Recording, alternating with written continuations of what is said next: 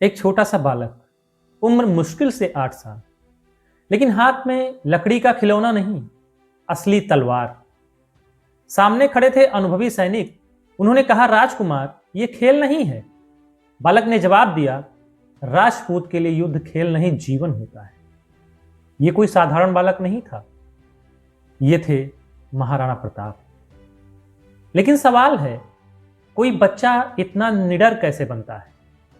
क्या योद्धा पैदा होते हैं या उन्हें बनाया जाता है? आज हम जानेंगे वह बचपन, वह परवरिश, वह कठोर प्रशिक्षण जिसने एक बच्चे को इतिहास का सबसे जिद्दी राजा बना दिया। समय 9 मई 1540, स्थान कुंभलगढ़ का किला। अरावली की ऊंची पहाड़ियों पर बना हुआ इतना सुरक्षित दुर्ग कि दुश्मन भी वहां पहुंचने से पहले ही थक जाए। और वहीं एक राजकुमार ने जन्म लिया जिसका नाम रखा गया प्रताप। यह सिर्फ एक किला नहीं था, यह एक ट्रेनिंग ग्राउंड था। 36 किलोमीटर लंबी दीवार, चीन की दीवार के बाद दुनिया की सबसे लंबी दीवारों में गिनी जाती है। चारों तरफ पहाड़, छिपे हुए रास्ते, मजबूत द्वार। यहां रहने वाला हर बच्चा सुरक्षा नहीं, युद्ध की तैयारी सीखता था। और प्रताप, वह अलग थे। प्रताप की मां जयवंता बाई, उन्होंने अपने बेटे को कहानियां नहीं सुनाई, उन्होंने उसे वीरों की गाथाएं सुनाई। सोने से पहले लोरियां नहीं, बल्कि यह वाक्य सुनाई देता था, बेटा, राजपूत का सिर कट सकता है पर झुक नहीं सकता। सोचिए, अगर कोई बच्चा यह सुनते हुए बड़ा हुआ हो तो उसके दिमाग में डर कैसे टिकेगा? लेकिन राजमहल की जिंदगी हमेशा सुखद नहीं होती। महल के अंदर एक खामोश युद्ध शुरू हो चुका था। सिंहासन का उत्तराधिकारी कौन बनेगा, प्रताप या उसका सौतेला भाई जगमाल?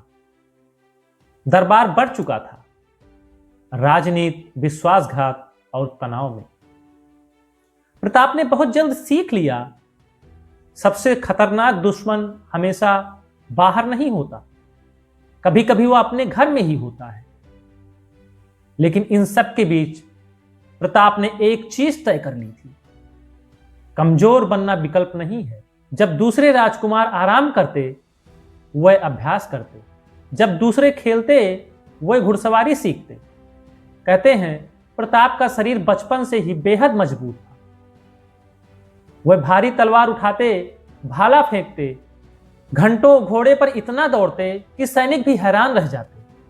70 किलो तक का कवच, 2 तलवारें, लंबा भाला और फिर भी चेहरे पर थकान नहीं, सिर्फ एक आग। एक दिन प्रताप शिकार पर गया। जंगल शांत था। अचानक झाड़ियों में हलचल हुई और सामने आ गया एक जंगली भालू। सैनिक घबरा गए। उन्होंने कहा, राजकुमार पीछे हटिए। लेकिन प्रताप आगे बढ़े। उन्होंने भाला उठाया और हमला कर दिया। बस कुछ ही क्षणों में भालू जमीन पर था। उस दिन सैनिकों ने पहली बार महसूस किया, यह बालक नहीं, आने वाला तूफान है। प्रताप सिर्फ ताकतवर नहीं थे, उनमें नेतृत्व था। वह सैनिकों के साथ बैठकर खाना खाते, उनकी बातें सुनते, उनका दर्द समझते। और यही कारण था आगे चलकर सैनिक उनके लिए जान देने को तैयार रहे। लेकिन प्रताप के जीवन का सबसे बड़ा तूफान अभी आना बाकी था। दिल्ली के सिंहासन पर बैठ चुका था अकबर, एक ऐसा शासक जो सिर्फ राज नहीं करना चाहता था, वह पूरे भारत को एक झंडे के नीचे देखना चाहता था। और उसके रास्ते में सबसे बड़ा कांटा कौन था? मेवाड़। और मेवाड़ का भविष्य प्रताप। अकबर ने संदेश भेजा, मित्र बन जाओ तो सम्मान मिलेगा, राज मिलेगा। दरबार में कई लोग बोले, स्वीकार कर लीजिए, युद्ध मत कीजिए, क्योंकि वह जानते थे मुगल सेना का सामना करना आसान नहीं है। सबकी नजरें प्रताप पर थीं। प्रताप ने कहा, गुलामी की कीमत पर मिलने वाला सम्मान अपमान होता है। और उसी क्षण युद्ध लगभग तय हो गया। उस रात कहते हैं प्रताप सो नहीं पाए। यह सिर्फ उनका निर्णय नहीं था, यह पूरे मेवाड़ का भविष्य था। लेकिन उन्होंने वही चुना जो एक राजपूत चुनता, स्वतंत्रता। अब टकराने वाले थे दो नाम, एक तरफ अकबर और दूसरी तरफ महाराणा प्रताप। लेकिन इस युद्ध में प्रताप अकेले नहीं थे, उनके साथ था एक ऐसा साथी जिसकी वफादारी की मिसाल दुनिया आज भी देती है।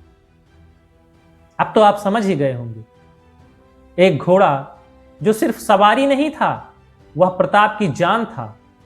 नाम था उसका चेतक। लेकिन चेतक की कहानी सिर्फ एक घोड़े की कहानी नहीं है, यह वफादारी की परिभाषा है। मिलते हैं अगले एपिसोड में। चेतक दुनिया का सबसे वफादार घोड़ा। और इस एपिसोड में हम आपको चेतक के बारे में सब कुछ बता देंगे जो अभी तक आप नहीं जानते। इतिहास सिर्फ पढ़ने की चीज नहीं है, समझने की चीज है। वीडियो अच्छा लगा हो तो शेयर करना मत भूलिए। धन्यवाद। जय हिंद।